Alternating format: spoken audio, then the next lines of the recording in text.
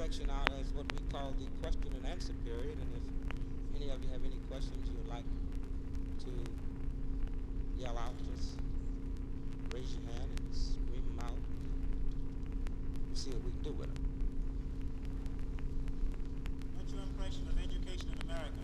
What's my impression of education in America? Higher education, I think we've missed the boat on. As far as elementary schools and the high schools, they bringing in new techniques every day, every year, changing textbooks. The average college in America have had the same system for about the last 100 years. I think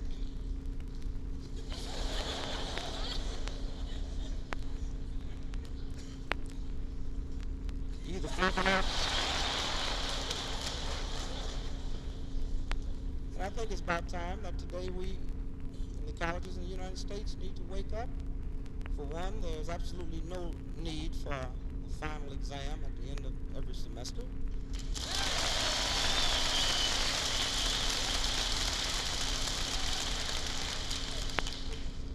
I say this simply because there's so many kids across this country in colleges today that will float through a whole semester and cram for the last 2 weeks and make an A.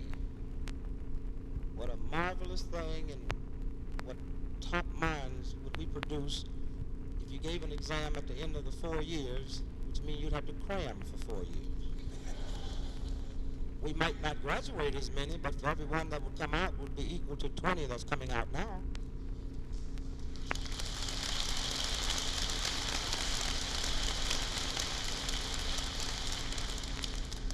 These are the problems. You have so many kids that go to college to make A's, to make a grade, and all it amounts to, if you want somebody to tell you what you're worth, it's so amazing. Check the records. How many of you learn to think? To challenge, to think, to research. You are the minds of tomorrow. You got a hell of a burden waiting for you when you get out. Because the old folks have made a lot of mistakes, baby. It's getting to the point today where certain things are beginning to catch up with us with our educational system. And we're going to have a complete breakdown on it. And the sooner, the better. Anybody else? Could you tell us the difference between a Southern liberal and a Northern liberal?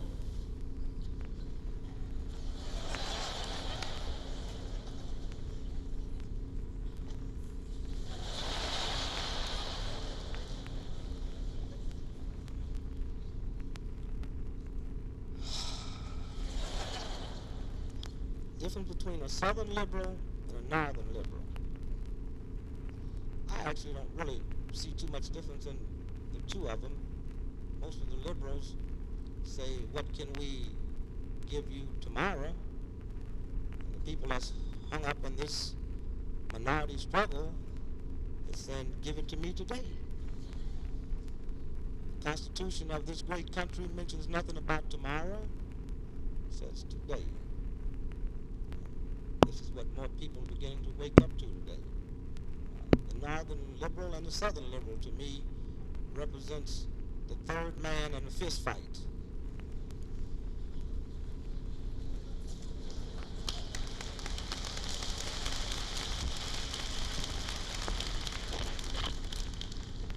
We have a problem today of where this problem is left on you young people because the old folks couldn't solve it at all. This is what you're going out here in the world with, this so-called racial problem that we have in America. It's just a matter, really, of being fair with yourself, fair with other people. Just remember one thing, you're an individualist first, American second, and a nationality third. If you think our problems as an individual first, you get some strange answers. Everybody talks about General Walker participating down in Mississippi. I felt sorry for General Walker myself, and damn glad he didn't go to jail. But I said, United States government can pay General Walker for 20 years, top dollar, as a general, to run a segregated army, then he go to Mississippi and do it free. They say he's crazy. I say he's not. We taught him that.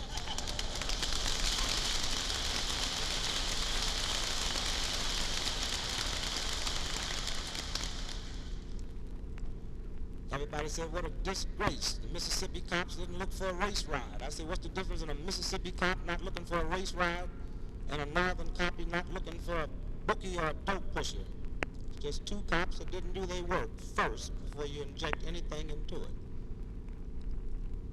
Everybody was happy that the Catholic Church kicked this woman out down in New Orleans. I felt sorry for her.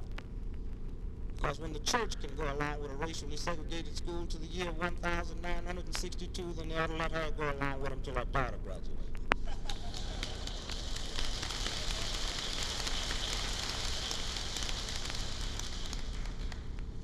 These are the many problems we have today. One, religion had failed us. When I say religion had failed us, I mean exactly religion had failed us. I can take you back to Chicago Sunday morning, and I can take you into 20 churches that they wouldn't let me in, but few taverns. Kind of makes you wonder which one of those buildings should the cross be on.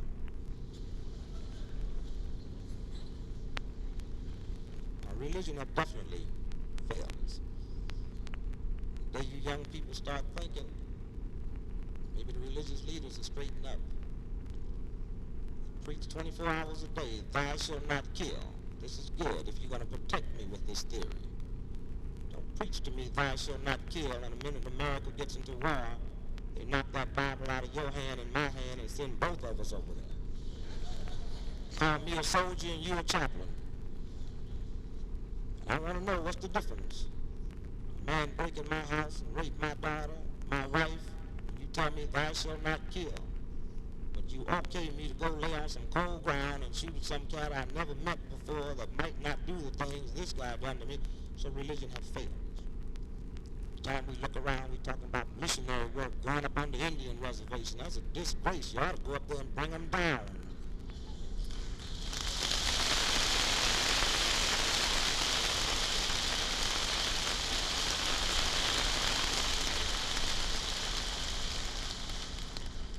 These are the jobs that you young people have. The Indians that's alive in America today was born under the United States Constitution. They are Americans first. We had to fight Russia tonight and lost. They wouldn't consider the Indians as being non-Americans. And it's a dirty shame when you think a country as great as this still kept these Indians up on the reservation as long as they have. And you have states right now that's still trying to get legislation through to still misuse the Indian today. It's the problems that confront you young people today. This is why you're going to have to think. Because we made a lot of mistakes. This is why we're going to have to wake up. Think. I don't know how thorough you read the newspaper report on that airplane that crashed down in Miami earlier this week. Did you notice that one little section where they said they closed up that Indian school and used it as a morgue? I wonder had it been reversed had that school been closed up. We don't think. The only place in your life you've ever participated in a fire drill is in a public place. And yet and still we lose 99% of the people that burn to death. It happens in the home, but we've never thought about having a fire drill in a home. We spend billions of dollars every year on civil defense. We have civil defense buildings all over America, and do you know they closed on weekends?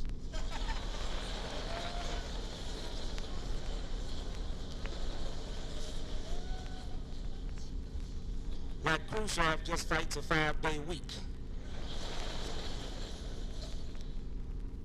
We have a lot of waking up to do because we made so many mistakes. This is what you young people go out in the world with on your shoulders today. All of our mistakes. Anyone else? The Muslims? For one, the Muslims have existed for something like 35 years. The Negro actually knew nothing about them until the white man put him on his television show.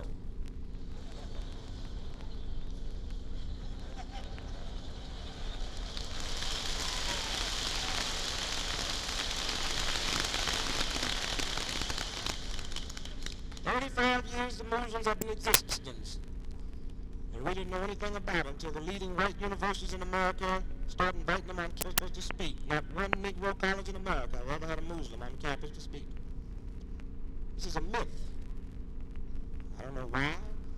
The black Muslims never knew they had 200,000 members till the New York Times told them they did. The Muslims represent a big joke to me,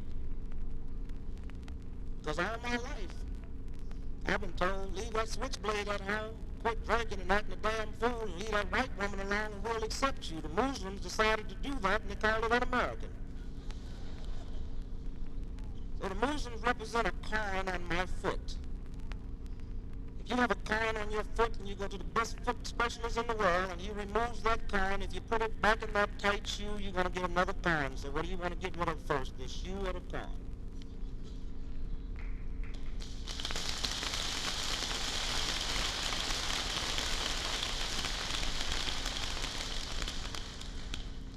You know, you look around at the so-called problems we have today in America and it just frightens you to death. It makes you wonder about the intelligence level of this country and of the whole world. This racial problem we consider a racial problem could be solved tonight. If one seven-headed idiot floated down here and called us Earth people, that's what we would be. And Kennedy and Khrushchev would be sitting at a table 5 hours from now saying, what can we do with this thing? That's the problem. Everybody's fighting something and there's really nothing to fight. No real racial problem. You never heard of a race riot in the wintertime.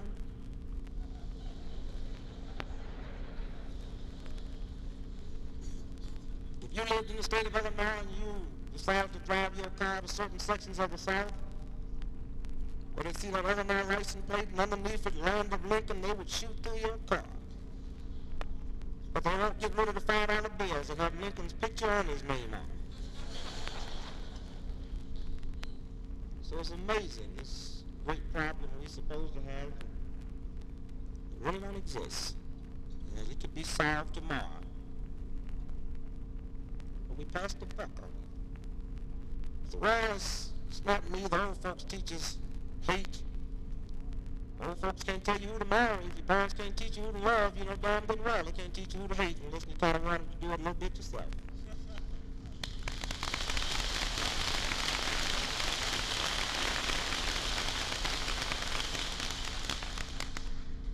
These are the problems we have today. No, I would never go into politics because when you go into politics, you lose your freedom of speech.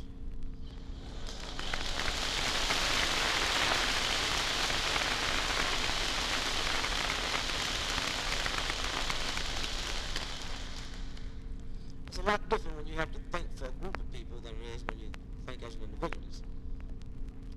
Political setup in this country is the biggest myth in the world. Everyone walks around this great country believing the greatest right you have in America is the right to vote. And the greatest right you have in America is the right not to vote when anything happened to you. But as long as they can keep you believing the greatest right you have is the right to vote, then they can keep you voting for the lesser of the two evils.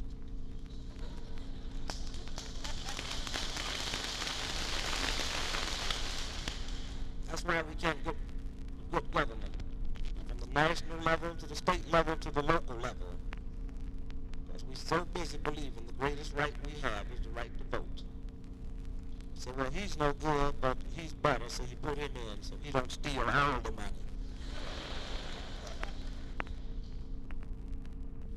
Any more questions? Yes. What is your impression of Adam Clayton Powell? Adam Clayton Powell? He's a hell of a politician. I met him several times, and on one incident I told him where was one little angle I differed with him on, and that was his hard fight to keep the school bill watered down on federal aid to schools. He feels that he's right in saying no school should receive money that's segregated. I say this is good. You tell the people in the state of Mississippi and Georgia, as long as your schools are segregated, you can't receive any federal money for schools. But he sits right there in the Congress and let them give him money to build a federal highway. So if you're going to take my tax money and build a highway in the state of Mississippi where a cat can travel 10 miles to lynch me, then give them kids some money. Did you have... What do you personally think the future holds for the Negro in the South? Well, I don't think it's really that much different. The only difference between the Negro in the South and the Negro in the North is you're a little bit safer up here.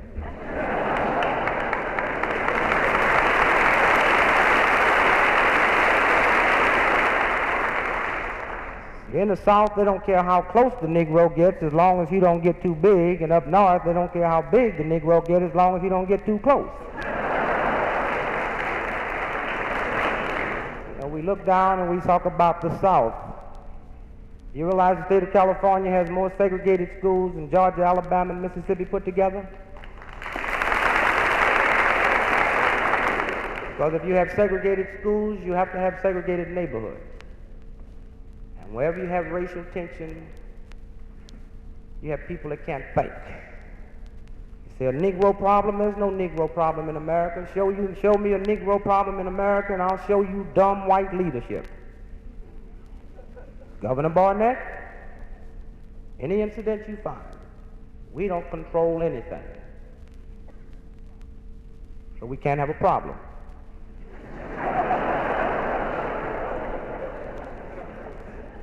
Goes as long as we hung up in this racial fight and this racial struggle, we can't think. You have one of the largest states, the largest state in America, right here in California, and you had a football team in this state that got killed in a plane wreck, and they hadn't received 1 penny. It's a disgrace to the state of California. The insurance company backed out.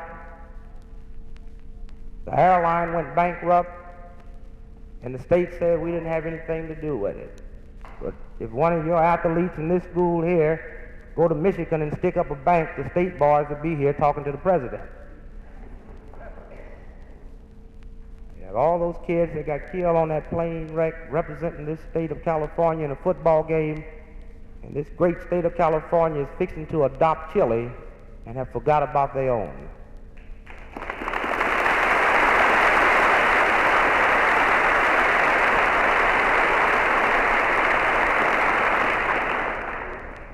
Said what lies ahead for the Negro today, we have a new Negro today. We have new minority groups today. 20 and 30 years ago, the Negro had an empty stomach. Today, his belly's full and his mind is hungry. Man reacts much different behind a full stomach than a hungry mind. I don't think the Negro have ever wanted anything but just to be fair. Keep me a second-class citizen if you must, but please don't make me pay first-class taxes.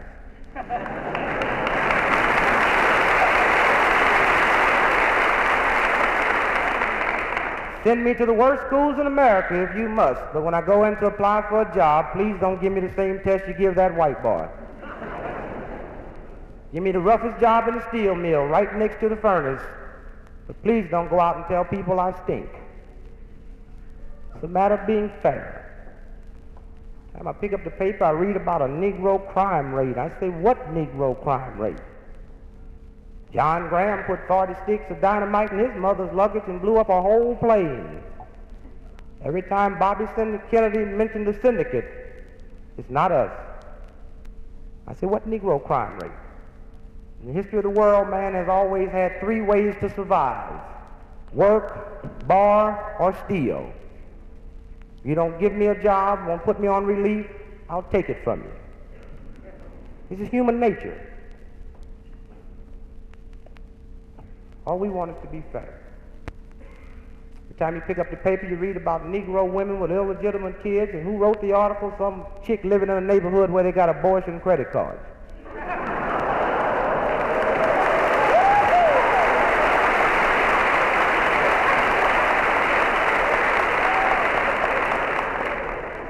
This is all the Negro is after today.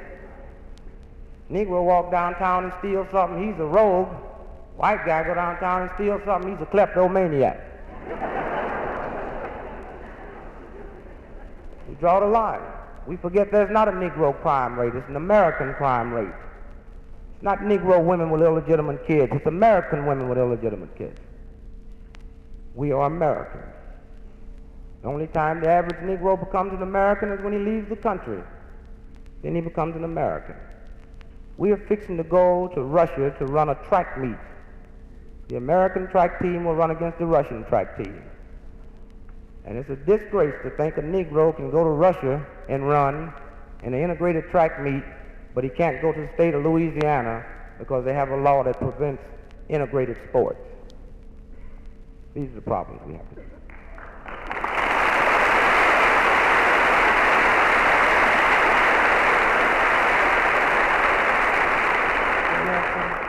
Yes.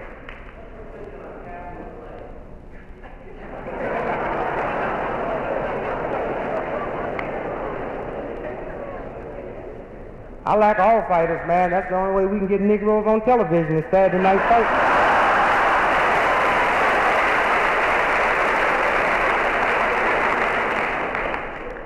Go ahead, one more. What's you? Yes. Consider integration being the direct opposite of segregation? Integration being the direct opposite of segregation? No. You're dealing with two different things now. Segregation is one thing. Racial segregation is something else. To go into a TB ward in a hospital where they put the patients over in this one section, that's segregation. Put a person over in the hospital in one section because of race, that's racial segregation. The world could never survive without prejudice. It's racial prejudice. The two are so close together. To look at you and assume you're a hell of an athlete because I look at you the way you walk, this would be prejudice. To assume that you're a hell of an athlete because you're a Negro, this is racial prejudice. It's a very fine line between the two of them. You want to? Now, all of us have got rhythm, baby.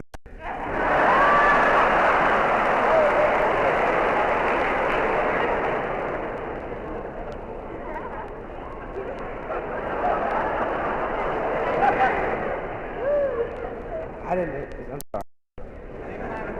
Do I plan to write a book? No, I do a lot of research. I have a lot of research staff. My staff consists of about 12 people. Only problems, like right now, I'm researching a plane back here, and I'm going to give it to a national magazine, and maybe some of your political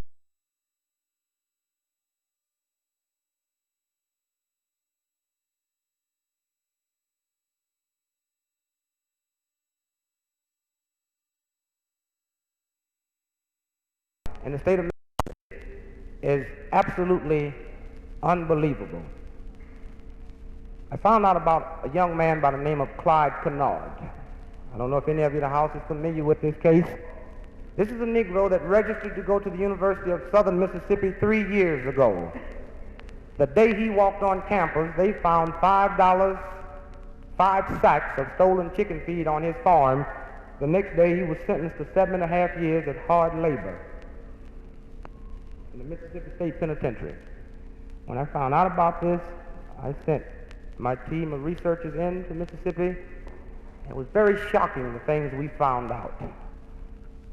I made a vow in the nightclub in Chicago, New Year's Eve, that my New Year's resolution was to see to it that Clyde Kennard gets out of the penitentiary. I had a young man from the press say, well, how can you do this? You're not a lawyer. I get the facts, and I expose the facts.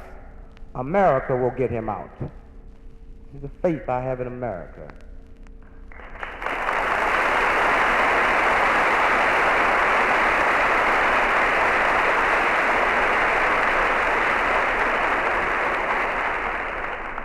Well, if I never live to see another New Year's resolution come true, this one happened. We gathered up the information on this. The best chicken feed on the market is Purina. Sells for $4.50 a sack. This was a lesser grade they claimed they found. They set the value at it at $5 a sack to get a $25 felony rap on him. He's been in jail 2.5 years as of 3 weeks ago, and he had never been allowed a visitor. I found a sister of his that lived in Chicago, bought her a plane ticket, put her on the plane, and gave her a list of questions to ask him. Not until then did the world know that he was dying from cancer. The day she arrived there, 2 convicts had to pull him out of bed, dress him, bring him down to the visiting room. The next day he was back on hard labor. On gathering these facts, giving them to the press, exposing them, taking them into Washington, D.C., to the Justice Department. After it was exposed, and as I said, America will get him out. You did. Thursday, I left the Justice Department to the millions of other people that had read about the case. By the time my plane had landed in Chicago, Clyde Kennard had been released. Governor Barnett gave a direct order to take him to the University of Mississippi Hospital. They had to go out in the field and get this young man off of hard labor. They gave him 5 pints of blood. 3 hours later, Governor Barnett told him he was free. He didn't have to go back to the penitentiary. Everyone was happy that I knew, but it created a problem, because as long as he wasn't a convict, the University of Mississippi Hospital didn't have to treat him. So we had to send a jet plane down to Mississippi that night, pick him up, bring him back into the hospital, and now he's in the hospital in the University of Chicago, where they operated on him this morning and they give him 6 months to live.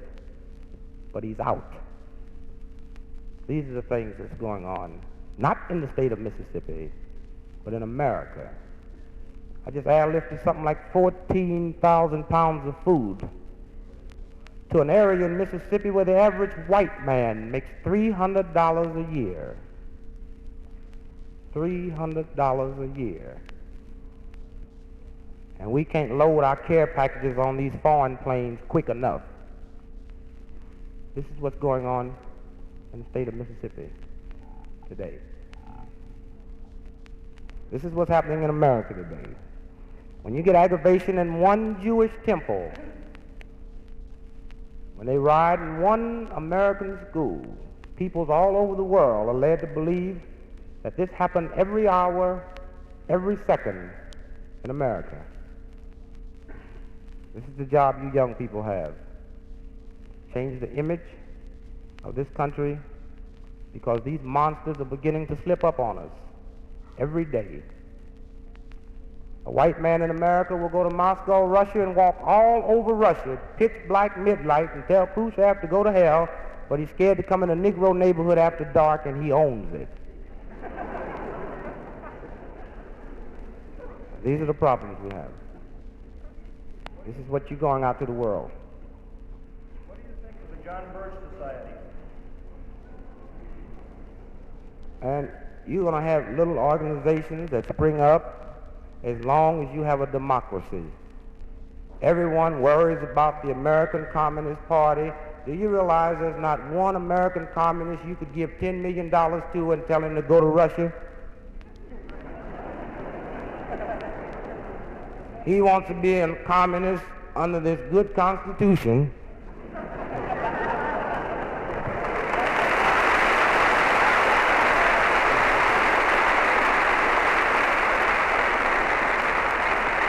We have time for one more question, and then we're yeah. What do you think of the American college fraternity and sorority system? Say it again, will you? What do I think of the American College fraternity and sorority system. I think it's a wonderful thing. For one, you get to know people a little bit better, especially for the larger universities where you can get into closed groups. But it's a disgrace, the amount of racial segregation that goes on in sororities and fraternities in the northern colleges today. This is a disgrace. We had an incident that made national news last year, the sorority where the Negro girl registered to join in Wisconsin. And it made a lot of stink about it, and they tried to get to the president of the national president who lived in Long Island, New York. You remember that story? And they knocked on her door for 4 days and couldn't get to her. And when she finally opened the door, she said, "It's none of your business how we run our sorority." Sorority incident happened in Wisconsin. The national president lived in Long Island, New York. And the same answer she gave didn't sound too much different from the answer Barnett was given. So it's something that you young kids are going to have to clean up. We've waited for the older people too long. They haven't cleaned it up. You're the one that's going to suffer by this. You're the one that the whole world looks to today. These are the problems we have. Again, I'd like to say you've been a very wonderful audience. It's my pleasure to be here. Good luck. God bless you. Thank you.